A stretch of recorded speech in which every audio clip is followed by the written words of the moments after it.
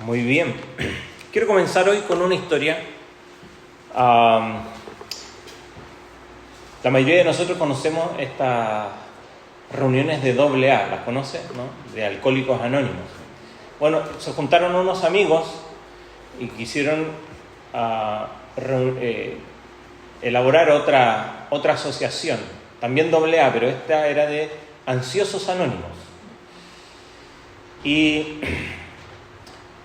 establecieron un día de reunión, ¿no? El lugar y todo. Entonces, cuando llegó el momento, golpearon la puerta, dice, bueno, vengo a la reunión de Ansiosos Anónimos. Dice, sí, es aquí, pero es mañana. Pero pasen nomás porque ya llegaron todos. Así que, sin duda, la historia es ficticia, pero ilustra el tema que queremos tratar hoy, que el Señor aborda en lo que está enseñando con sus discípulos, y de manera jocosa quizás nos lleva ahora sí, al ir a la Escritura, a algo quizás más profundo que simplemente estar impacientes, ¿no? Que la mayoría de las veces con que podemos relacionar la ansiedad. Es interesante, Sigmund Freud, que es un psicoanalista, en la introducción a su libro El psicoanálisis, él dijo lo siguiente. Dice, no cabe duda que el problema de la ansiedad es un enigma cuya solución arrojaría muchísima luz sobre nuestra existencia mental. Y en este punto tenía razón, el cómo él abordó y la manera como su metodología quizás para intentar analizar el ser interior del hombre lo llevó por otros caminos. Pero tenía razón en este cuestionamiento que él se hacía de que este problema de la ansiedad, si se llega a encontrar una solución para eso, sin duda nuestra vida interior, nuestra vida psíquica, mental, psicológica, va a traer mucha luz. Bueno, la palabra de Dios dice que es luz para nuestros ojos, para nuestra mente, y allí hay luz también, y específicamente en lo que vamos a ver ahora para este tema. En la porción que vamos a estudiar hoy, Jesús se dirige a los discípulos ahora. Si vino la semana pasada, vimos que hay una gran multitud, aparece un hombre, hace una pregunta y él contesta y da una parábola, pero después de esta parábola él se dirige a sus discípulos y para exhortarle, considerando lo que habían observado, este hombre que viene a Jesús pidiendo que intervenga en relación a los bienes materiales y también a lo que acaban de escuchar, que fue la parábola del rico insensato. Y la enseñanza es, y el mandato es, a no estar ansiosos. Y al inicio del capítulo 12, que lo vimos ya hace unas semanas atrás, el Señor le llama a los discípulos a tener cuidado de la levadura, de la hipocresía de los fariseos, pero les dice ahí en el verso 4, amigos míos, no temáis, y les llama a no temer, o más bien saber a quién temer, porque de alguna manera el miedo o el temor equivocado los puede llevar, como en el caso del rico insensato, a la avaricia. Y como vamos a ver hoy, el miedo o el temor equivocado también nos puede llevar a la ansiedad. Entonces leamos el pasaje que está allí en Lucas capítulo 12, del verso 22 al verso 34. Yo se lo voy a leer en la NBI que tengo aquí paralela, y el pasaje dice así, Lucas 12, 22 al 34, dice, luego dijo Jesús a sus discípulos, por eso les digo, no se preocupen por su vida, qué comerán, ni por su cuerpo con qué se vestirán. La vida tiene más valor que la comida y el cuerpo más que la ropa. Fíjense en los cuervos, no siembran ni cosechan, ni tienen almacén ni granero, sin embargo Dios los alimenta. ¿Cuánto más valen ustedes que las aves? ¿Quién de ustedes, por mucho que se preocupe, puede añadir una sola hora al curso de su vida? Ya que no pueden hacer algo tan insignificante, ¿por qué se preocupan por lo demás? Verso 27. Fíjense cómo crecen los lirios, no trabajan ni hilan. Sin embargo, les digo que ni siquiera Salomón, con todo su esplendor, se vestía como uno de ellos. Si así viste Dios a la hierba que hoy está en el campo y mañana es arrojada al horno, ¿cuánto más hará por ustedes, hombres, gente de poca fe? Así que no se afanen por lo que han de comer o beber, dejen de atormentarse.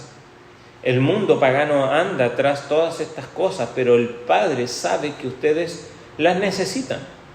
Ustedes, por el contrario, busquen el reino de Dios y estas cosas les serán añadidas. No tengan miedo, mi rebaño pequeño, porque es la buena voluntad del Padre darles el reino.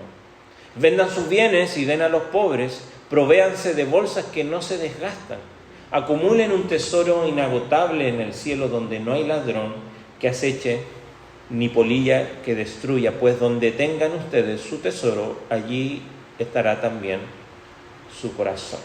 Vamos a orar un momento. Señor, te rogamos que tú nos ayudes a poder entender, tu Espíritu Santo nos guíe a poder entender esta porción de tu palabra que hemos de estudiar hoy. Te lo rogamos en el nombre de Jesús. Amén. Antes de hacer un análisis verso a verso aquí, quiero que veamos un poquito qué es lo que dice la literatura o la información a la que podemos acudir respecto a la ansiedad. Y se habla de la ansiedad como una respuesta emocional, ¿no? Tiene mucha relación con las emociones, pero que surge ante la percepción de una amenaza o un peligro, que puede ser real o puede ser imaginario. Se caracteriza la ansiedad por una combinación de sensaciones de inquietud, de preocupación, de miedo, tensión y anticipación hacia posibles situaciones negativas o inciertas. La incertidumbre está muy relacionada con la ansiedad.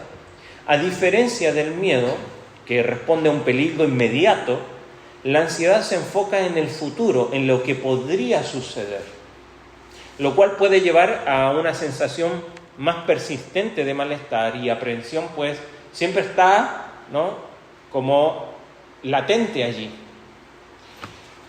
Y aunque el miedo y la ansiedad son respuestas normales, cuando la ansiedad se vuelve excesiva, crónica o desproporcionada respecto a la amenaza, puede convertirse en un problema, o como le llaman, en un trastorno de ansiedad. En estos tipos de trastornos el cerebro reacciona como si estuviera enfrentando un peligro real, incluso cuando no existe tal amenaza inmediata, activando los mismos mecanismos similares a los del miedo, porque el miedo nos es útil, pues nos hace reaccionar frente a una real amenaza. Por ejemplo, si nos encontramos en la selva, vamos a poner una idea imaginaria, nos encontramos un león, ¿qué vamos a sentir? Lo más probable es que miedo, y el miedo nos va a hacer, ya sea, normalmente esto es de lucha o de huida. Si vemos que podemos luchar, luchamos. Si vemos que no podemos luchar, vamos a huir. Y el miedo nos hace reaccionar. Pero la ansiedad es imaginarme que podría salir un león en medio del desierto, quizá, o en un lugar que nos imaginamos ese problema y trae esa angustia que provoca el miedo, pero es continua, ¿no? Y empieza a afectar a todo nuestro ser. Investigando, tal como lo vimos la semana pasada respecto a la avaricia, es interesante cómo funciona a nivel cerebral.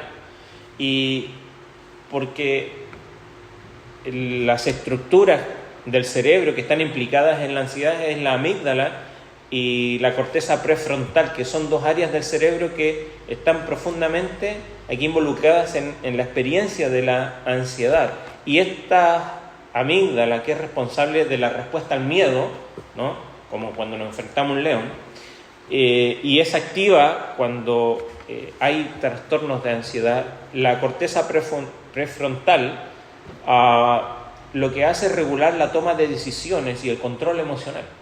Entonces, un desequilibrio en la comunicación entre estas dos áreas se ha investigado que puede llevar a una hipersensibilidad a las amenazas, ¿no?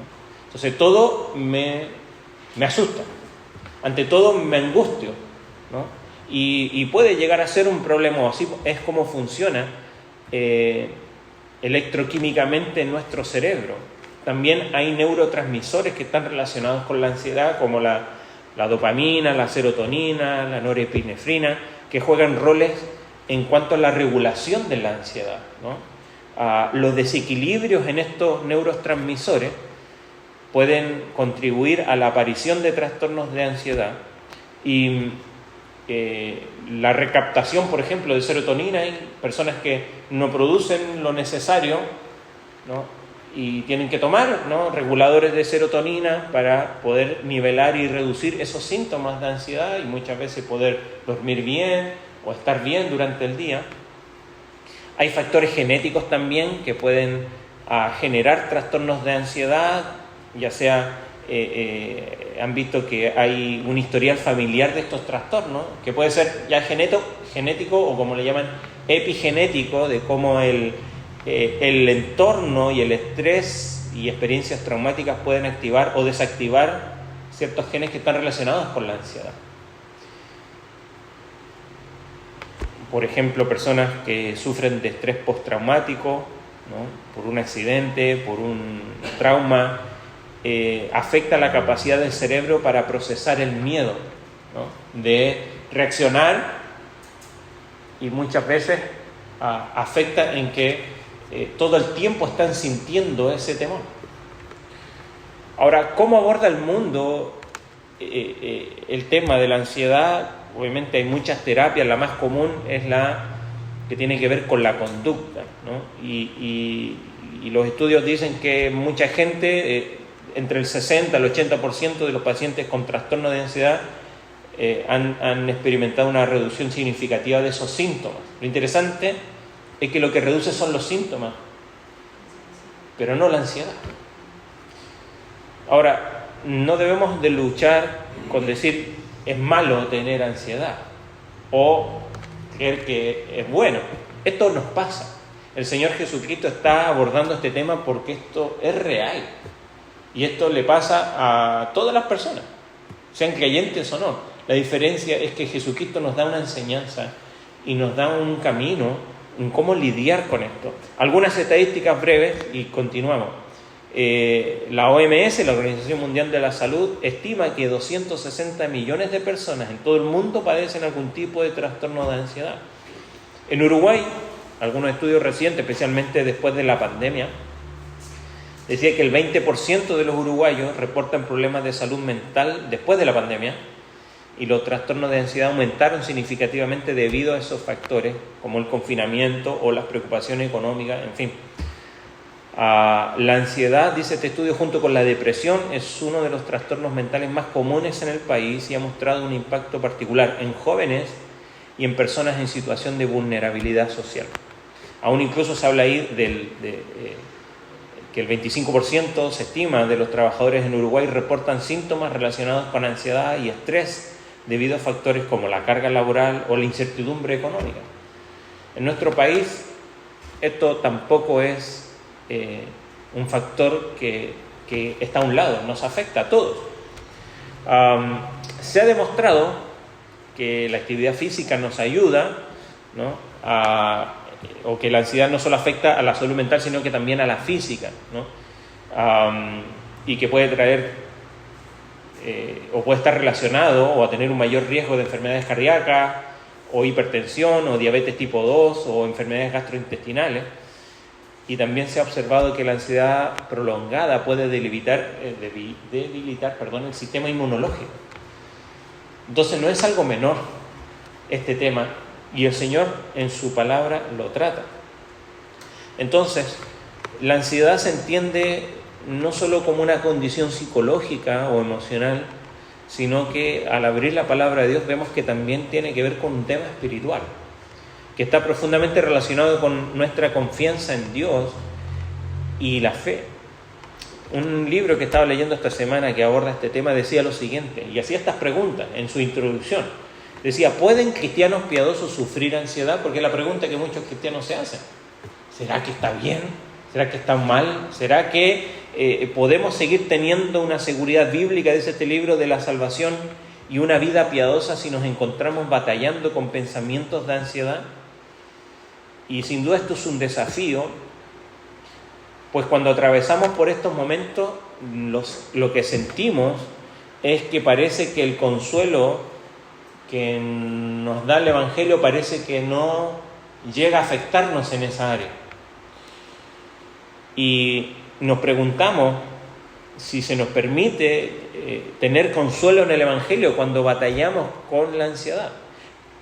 El miedo y la ansiedad pueden ocasionar mucha debilidad, revelan de alguna manera a veces nuestra incredulidad y hacen notorio también nuestros pensamientos defectuosos, incluso evidenciar algunas luchas fisiológicas, como mencionábamos recién, afectan a nuestro cuerpo.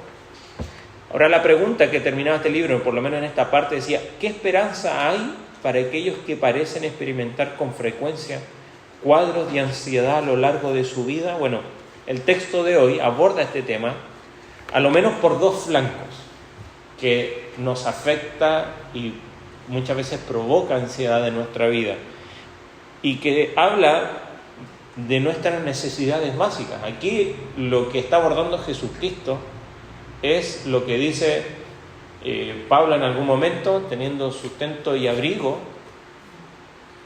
Y resulta que, claro, si nosotros empezamos a analizar nuestra vida o la de otras personas, vemos que a veces la ansiedad viene por situaciones que no son necesidades básicas.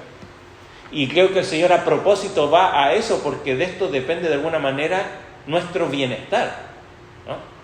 Si por supuesto que lo que sucede en nuestro trabajo también afecta a la provisión de nuestras necesidades básicas, o lo que sucede en la familia también puede afectar, pero Jesucristo va a ir a estas cosas que de alguna manera son lo esencial. Y si esto está afectado, sin duda el resto de nuestras áreas de nuestra vida se van a ver afectadas. Entonces analicemos el texto, tomemos unos minutos para analizar el texto aquí. Porque comienza el Señor, ahí en el verso 22, como dice: luego le dijo a sus discípulos.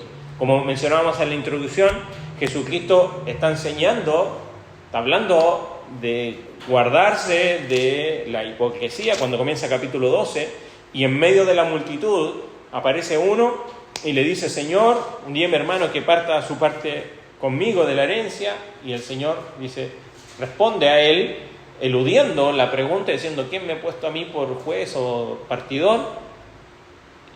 Y le dice, el verso 15: mirad y guardaos de toda avaricia, porque la vida del hombre no consiste en la abundancia de los bienes que posee. Entonces, pareciera que ahora, al dirigirse a sus discípulos, los discípulos mirando, dicen: a ver, Señor, nosotros no tenemos abundancia de bienes. Pero así como la ansiedad puede afectar cuando hay abundancia, la ansiedad también afecta cuando hay escasez, o cuando pensamos en la necesidad de valga la redundancia, las necesidades básicas de la vida. Por eso es que al comenzar, ahora habla a los discípulos, porque el Señor les había dicho a ellos: no teman cuando los lleven a las autoridades, y probablemente eso signifique que pierdan mucho de lo que tienen, y que ya ahora la dependencia no va a ser de su trabajo o de sus bienes, sino que la dependencia total va a ser del Señor. Y eso afecta a nuestra manera de abordar nuestras relaciones con los bienes materiales. Cuando hay abundancia, este hombre en la parábola tenía mucho y le provocó ansiedad, porque la pregunta es: ¿qué haré? ¿Se acuerdan? Tenía un problema. La abundancia lo llevó a un problema. No lo supo resolver adecuadamente. Ahora, el no saber, o lo contrario, de qué voy a vivir, también provoca lo mismo. Por eso ahora habla a sus discípulos y les dice: os digo, no os afanéis por vuestra vida, y vemos los flancos, qué comeréis, ni por el cuerpo que beberéis. Y la conclusión de esta unidad, ¿no?, nos aconseja a almacenar, como dice el verso 21, así que el anterior, así que el que hace para sí tesoros no es rico para con Dios, ¿no? Y nos aconseja almacenar riquezas en el cielo, disponiendo de las riquezas de la tierra mediante la generosidad. Ahora, ¿qué impide este tipo de generosidad? la ansiedad de no tener lo suficiente para uno mismo. La ansiedad de no tener lo suficiente para mi subsistencia es lo que genera esta ansiedad. Y Jesús muestra a sus discípulos que la ansiedad es inútil, pero no solo eso, sino que es infundada de alguna manera. Cuando Él desarrolla la lección del rico insensato, Jesús no pide a sus discípulos que sean indiferentes ante la vida, sino que le preocupa que la gente tenga las necesidades materiales para vivir. Por eso es que en el Padre Nuestro, que lo vimos hace un tiempo atrás, se ora por el pan de cada día. Pero Él es consciente, Jesucristo, de la tiranía de las cosas, que las cosas nos van a llevar a depender de ellas y no depender de Dios. Entonces el peligro surge cuando las personas quedan o se absorben tanto en asegurar su bienestar material, que cuando eso se ve afectado se desmoronan, y eso provoca ansiedad o muchos afanes. Entonces el Señor les dice, no os afanéis por vuestra vida. Es interesante, ahí en vida no ocupa la palabra bios, que es los medios de vida, ¿no? Ahí viene la palabra biología, que es el estudio de la vida, ni la palabra zoe, que tiene que ver con nuestra vida aquí, hablando de nuestro caminar en este mundo, sino ocupa la palabra psique, que es la que se ocupa para designar el alma. Por eso en otros pasajes sale traducido, no os preocupéis por vuestra alma. ¿Se acuerda lo que decía el hombre en la parábola? Diré a mi alma, muchos bienes tienes, ¿se acuerda? Y creo que no es ninguna casualidad que el Señor ocupe este término para referirse a la vida.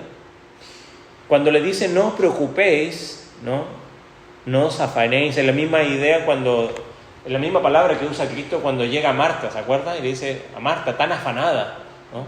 Tan ansiosa.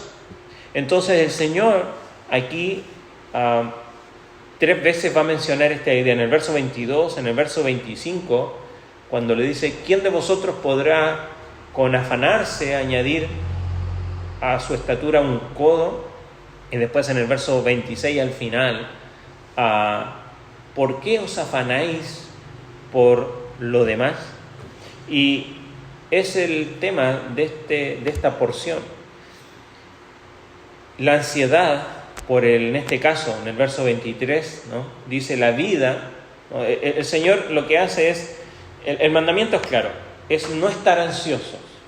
Y el primer fundamento es que la vida es más que comida y vestido, ¿no? Y lo dice ahí en el verso 23, que la ansiedad por el alimento y por el vestido tiene su raíz en la ilusión, fatal sin duda, de que las necesidades humanas son solo físicas, cuando las necesidades humanas van más allá de simplemente los materiales. La preocupación por estas cosas es como una luz de advertencia que nos indica que existe un conflicto entre la confianza en Dios y la preocupación egoísta por la seguridad material. Sin duda, todos estamos preocupados por tener lo necesario, pero nos olvidamos que la vida, el alma, consiste más allá de simplemente la provisión material. Entonces en el verso 24, el Señor lo que hace es traerle una ilustración y les dice allí, consideren los cuervos, ellos ni siembran ni ciegan. Después va a hablar de los lirios, que ellos no trabajan ni hilan, ¿no? Que en ese entonces el sembrar y cosechar era trabajo de los varones, el hilar era trabajo de las damas. O sea, está involucrando aquí todos, ¿no?, la sociedad, y les da este ejemplo, el retrato de los cuervos. Es interesante, y los cuervos no eran animales muy bien considerados para el judaísmo, eran considerados animales inmundos. Entonces Jesucristo está diciendo, Dios alimenta a estas aves sin que ellas tengan que sembrar o cosechar, ¿no? Y si Dios provee para ellos, incluso creo que tiene ahí una doble uso. ¿Se acuerdan en qué momento en la historia bíblica aparecen cuervos también? Hay una historia bien conocida. Elías, ¿no? Dios usó los cuervos para proveer de comida, ¿se acuerdan? A Elías. Entonces, están aquí en el imaginario de estos animales como, primero, proveedores. Dios los usa como proveedores, y aún siendo inmundos, Dios les provee a ellos también comida. Un escritor hacía esta pregunta: ¿has visto alguna vez un animal salvaje o un pájaro practicando una artesanía?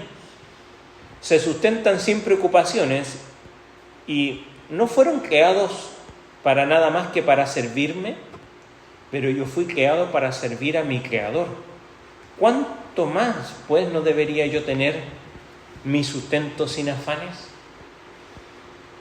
Crisóstomo dice lo siguiente: considerad a los animales de allá y a los pájaros, cuanto más libres de problemas viven que el hombre, cuanto más felices, cuanto más sanos y fuertes son, y como cada uno de ellos vive la vida más larga posible, aunque no tienen manos ni inteligencia humana. Sin embargo, para compensar estas y otras limitaciones, tienen una gran bendición: no poseen propiedades. ¿Se acuerda la historia de la semana pasada? Tengo un problema, decía el hombre de las gallinas. Ya no soy libre, ahora soy propietario, ¿no? Y cómo los bienes nos hacen esclavos de los bienes que tenemos. El problema no son los bienes, es la actitud que tenemos frente a ellos. Y cuando creemos que nuestras necesidades constan solamente de las físicas, estamos en un problema. Y el Señor dice: miren, vean los pájaros, son alimentados por Dios, y les dice: ustedes valen mucho más que ellos. La segunda razón que da está ahí en el verso 25, cuando dice: ¿quién de vosotros podrá con afanarse añadir a su estatura un codo? Hay otras versiones que dicen añadir una sola hora al curso de su vida. Pueden ser traducciones que llegan al mismo punto, que es el siguiente. ¿Quién de ustedes? Por supuesto, la pregunta anticipa una respuesta negativa, que es: nadie puede añadirse ni estatura ni añadirse hora a su calendario. Como decía alguien, la tasa de mortalidad siempre se mantiene estable en el 100%. Todos sabemos que no podemos y vamos al mismo camino. Incluso quienes comen de manera saludable, hacen ejercicio, no tienen control sobre cuándo van a partir. Y la preocupación no solo puede acortar la vida, sino que la preocupación insana lo que hace la vida es más miserable a veces. Entonces, el Señor les da la segunda razón aquí, es que nadie puede aumentar su esperanza de vida mediante la preocupación. Nadie aumenta su esperanza de vida por preocuparse. Al contrario, lo que hace es que la vida probablemente sea más miserable por aumentar preocupaciones o por llenarse de afanes. Entonces aquí viene la segunda ilustración, que es la de las flores, ¿no? Relacionado ahora con la vestimenta. La anterior estaba relacionado con la comida, ahora con la vestimenta. Y les dice: miren, los lirios del campo, ¿no? Las flores del campo están bellamente dispuestas, se convierten ellas en hierba del campo, ¿no? Recordemos que ahí en Medio Oriente, especialmente en esta zona de Israel, no hay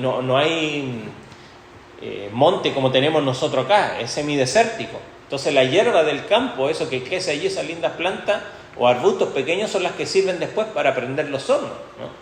Entonces estas cosas, estas flores silvestres, no están simplemente vestidas, sino que están revestidas de tal grandeza que ni siquiera el gran Salomón puede igualarlas, dice Jesucristo.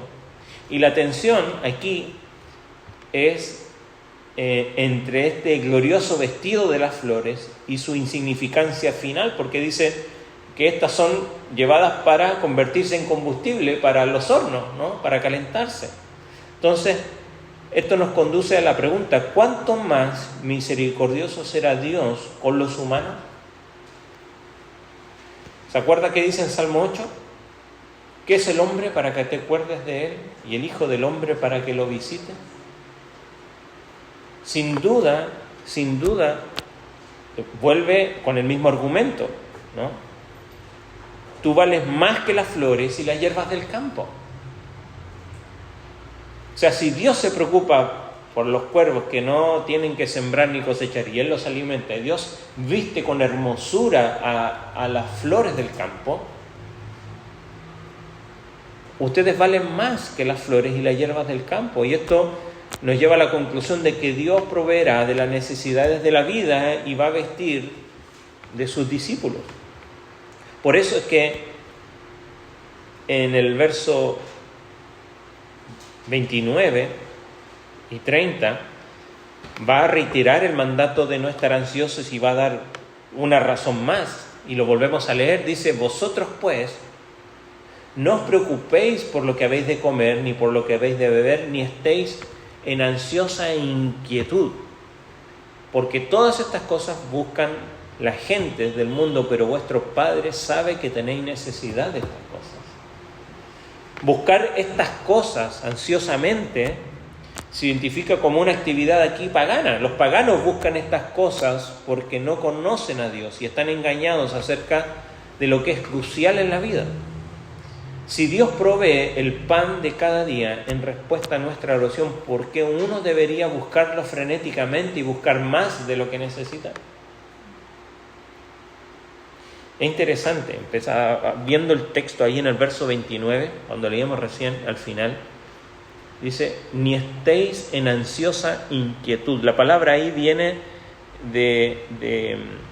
es un verbo que de donde viene la palabra meteoro. Usted sabe lo que es un meteoro, ¿no? Es algo que está ahí en el espacio, en el aire, en el vacío de alguna manera. En el griego moderno se ocupa esta palabra para designar desinflar, de ahí que cuando uno está, con aire, se habla de que está con meteorismo, de ahí es el origen de la palabra. Pero lo que quiere decir es que esto está en medio del aire. De alguna manera, cuando uno está ausente de la mente, eso es lo que quiere representar, ¿no? De oscilar entre la esperanza y el temor, está allí, en el medio de la nada. Y eso es lo que está diciendo aquí Cristo. No os preocupéis por lo que habéis de comer ni por lo que habéis de beber, porque eso lo que genera es estar allí, ¿no? Con la mente en medio de la nada, y claramente eso no nos lleva a ningún lugar. Es estar ahí en medio del aire, sin sustento, y sin duda esto es un problema. Por eso es que en el verso 30, y ya en el verso 9 lo dice de manera negativa: no busquen estas cosas. Los gente de este mundo busca estas cosas e incluso añade un prefijo a la palabra que es epi. Ellos sobre todas las cosas buscan, ¿no?, estas cosas porque es su única preocupación. Pero en el verso 31, en el verso 31 dice: más buscad el reino de Dios y estas cosas os serán añadidas. Buscad el reino de Dios y estas cosas serán añadidas. ¿Se acuerdan? En el verso 25 decía: por más que alguien se afane, ¿puede añadir algo? El Señor es el que añade. Pero ¿cómo es esta añadidura de Dios? Cuando buscamos su reino. ¿Y qué es buscar su reino? Esa es la pregunta. La lógica y la razón no necesariamente nos libran de la ansiedad. Solo aquellos que tienen confianza en la venida del reino de Dios y viven esa confianza se podrán ver libres del dominio de la ansiedad.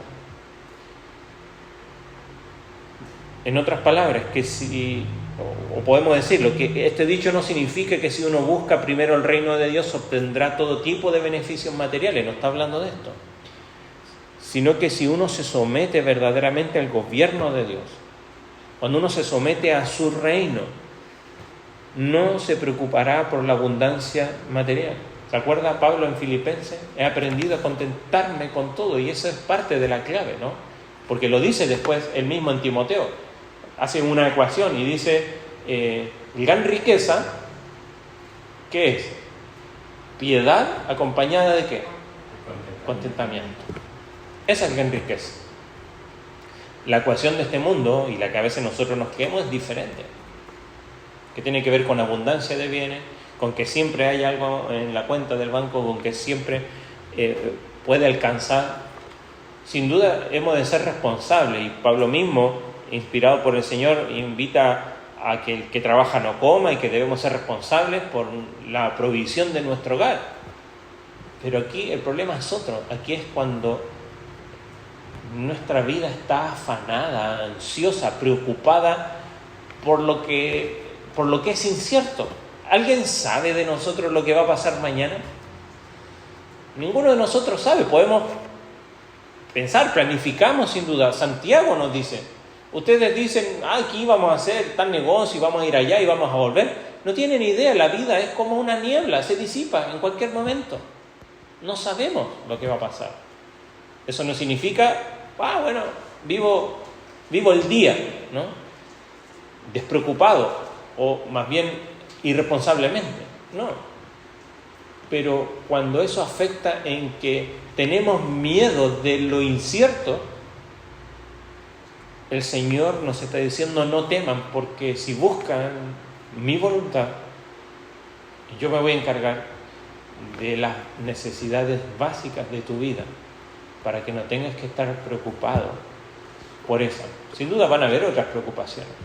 No significa que no vamos a tener preocupaciones, pero estar afanados por aquello que el Señor promete que va a dar. Porque eso es que el Señor dice, buscad el reino y estas cosas. ¿Cuáles son estas cosas? Sustento y abrigo. Provisión y lo necesario para nuestra vida. El asunto es que no hemos creído el cuento de la publicidad, ¿no? Que tenemos necesidades que no son necesidades. Nos inventan necesidades, nosotros nos inventamos necesidades. Y si bien podemos ir por muchas de ellas cuando, como mencionamos en la introducción, cuando sufrimos la pérdida de una de ellas y nos sentimos preocupados o ansiosos, entonces hay un problema. Normalmente, cuando tenemos estas cosas o la abundancia de estas cosas, no tenemos el problema, pero cuando perdemos esas cosas, no sé si alguna vez usted ha perdido algo de mucho valor y si puede recordar qué es lo que sintió, como perder, una gran cantidad de dinero, o hacer mal un negocio, o perder algún bien material como un auto o una casa. ¿Cuál fue nuestra reacción? Para muchos el mundo se viene abajo. Muchas personas terminan sus vidas si acaso perdieran estas cosas. Por eso es que el Señor aquí nos está diciendo, si uno se somete verdaderamente al gobierno de Dios, que es buscar su reino, no se preocupará por la abundancia material, como dice Filipenses, ¿no? 4, ahí versos 12 y 13, sino que uno recibirá mucho más, que este tiene el significado aquí, más adelante lo vamos a ver cuando lleguemos al capítulo 22 de Lucas, cuando habla allí en el verso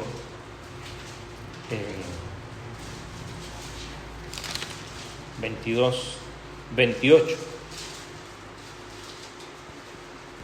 cuando habla de la grandeza en el reino, dice, pero vosotros, 28, sois los que habéis permanecido conmigo en mis pruebas. Yo pues os asigno un reino como mi Padre me lo asignó a mí, para que comáis y bebáis a mi mesa en mi reino y os sentéis en trono juzgando a las 12 tribus de Israel.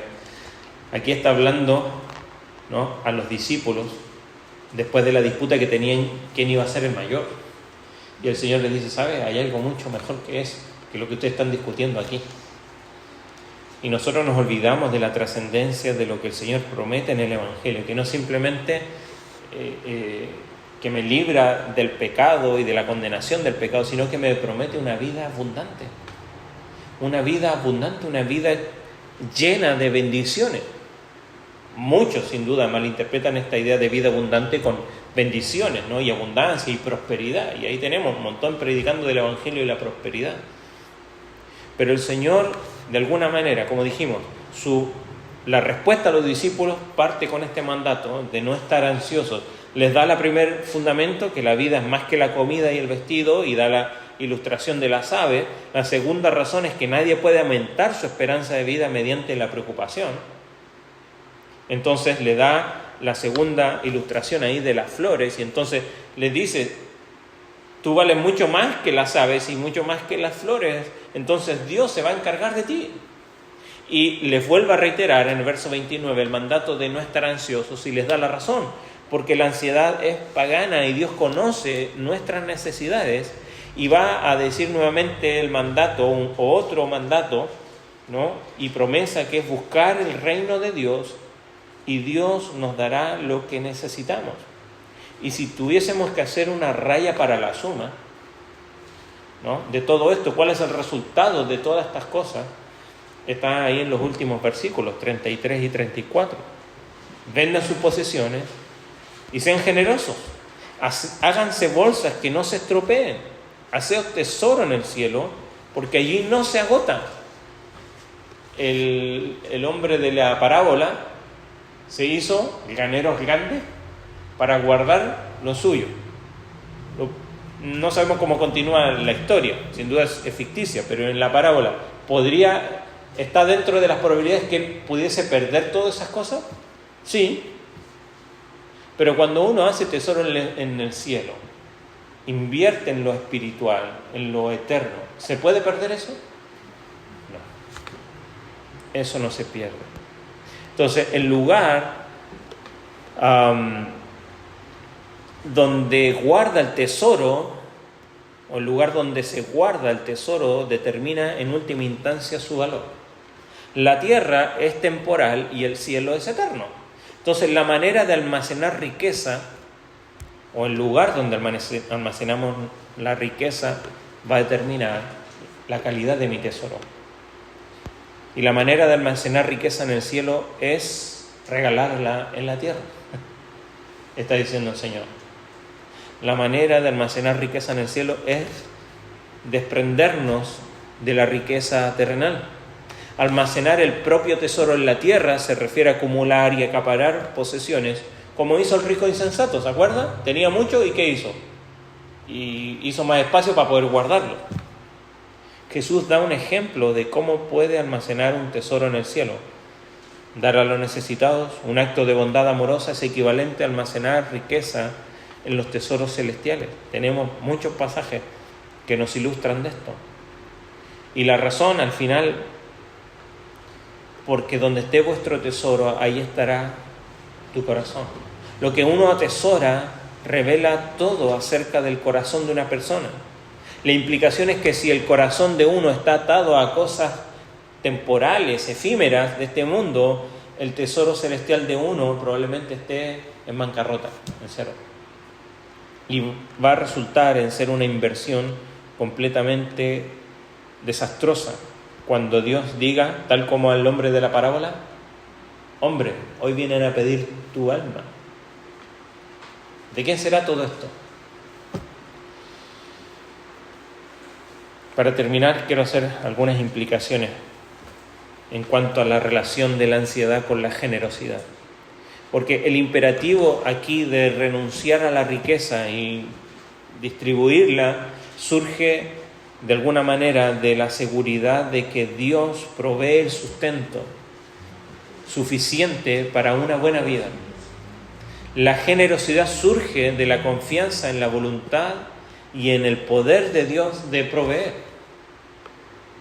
Por eso, cuando dejamos de confiar que Dios va a proveer, sin duda eso afecta a nuestra generosidad y vamos a comenzar a acumular, sean muchos o pocos. No, eso no significa que nos vamos a volver ricos, pero cuando empezamos a tener cosas porque creemos que eso nos da seguridad, no nos damos cuenta muchas veces, pero cuando empezamos a comprender que ninguna de estas cosas nos pueden realmente dar seguridad, entonces entendemos que no hay ningún problema en desprendernos de ellas, no nos duele, al contrario. Una cosecha es un regalo milagroso de Dios. El agricultor de la historia anterior no trató su abundancia o su abundante cosecha como una oportunidad para compartir con otros la generosidad de Dios, sino como una ocasión para guardar más para sí mismo y protegerse contra futuras malas cosechas. Ansiedad. Estas acciones tienen su raíz en el temor de no tener lo suficiente. El temor genera la obsesión por la supervivencia y es un pequeño paso para la idolatría, porque ahí es donde las cosas se vuelven en un Dios para nosotros, o por lo menos le rendimos pleitesía. En nuestro intento vano, sin duda, de sustituir la fe por la certidumbre, porque queremos tener seguridad de que si pasa algo, estoy asegurado. Pero eso no es fe, ¿o es fe? Lo podemos y lo maquillamos muchas veces con responsabilidad. Sin duda debemos ser previsores de nuestro futuro y ya los que están más centrados en años de su jubilación y cómo va a ser, pero poner toda nuestra confianza en esto, sin duda, eso no es fe. De encontrar seguridad en aquello que se puede controlar, en lugar de encontrar seguridad en aquello en lo que simplemente se debe confiar. Y ahí nos damos cuenta que estamos luchando con la ansiedad. Jesús admite aquí que las cosas materiales son necesarias para la vida, lo dice, pero una mayor abundancia de estas cosas no conduce a una mayor abundancia de vida. Tampoco conduce a una mayor paz o una mayor seguridad.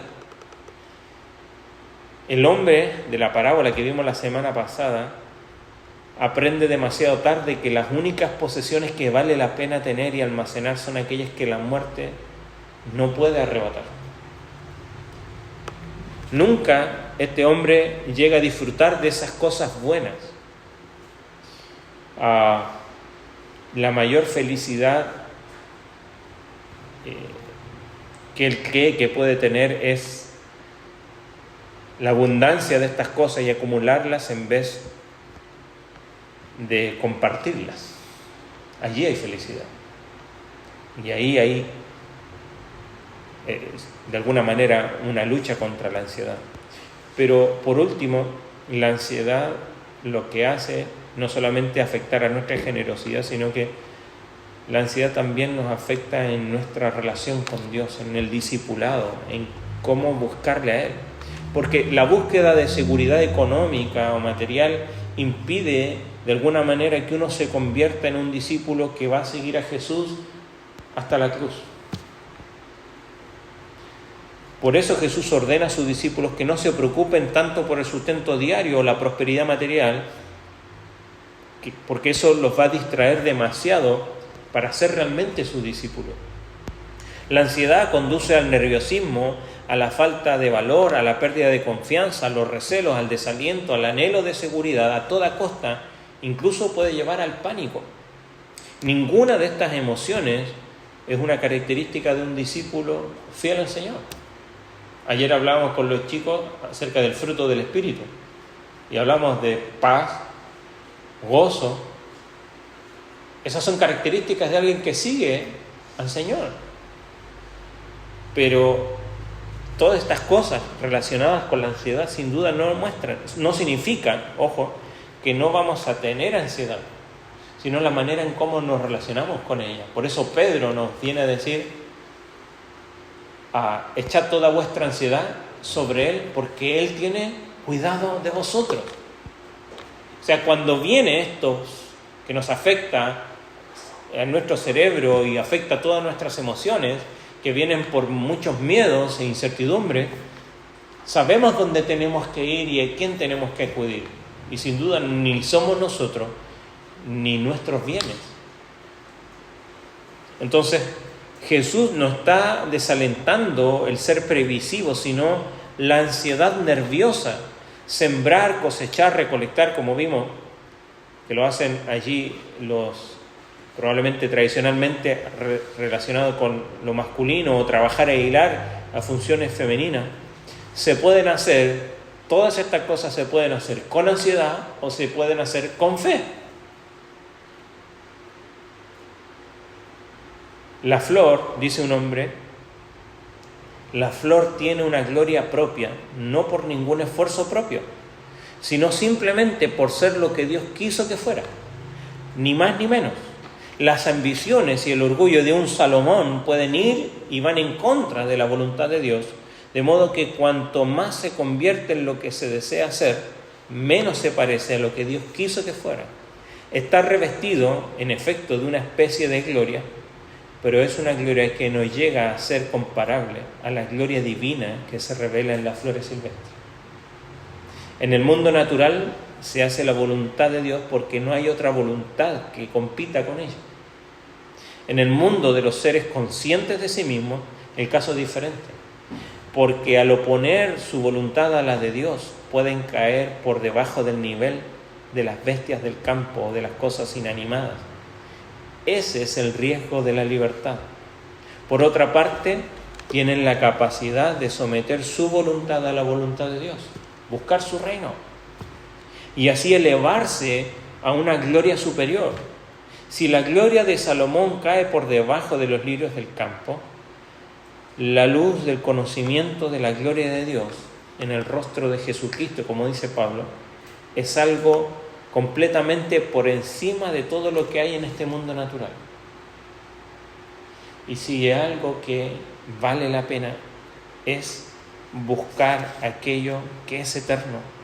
La pregunta para nosotros es: ¿qué estás buscando tú? ¿Qué estoy buscando yo?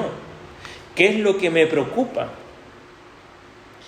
Ahí cuando habla de qué buscas, en el griego moderno se usa para preguntar hoy día. Es como, ¿qué preguntas? ¿Qué es lo que estás preguntando?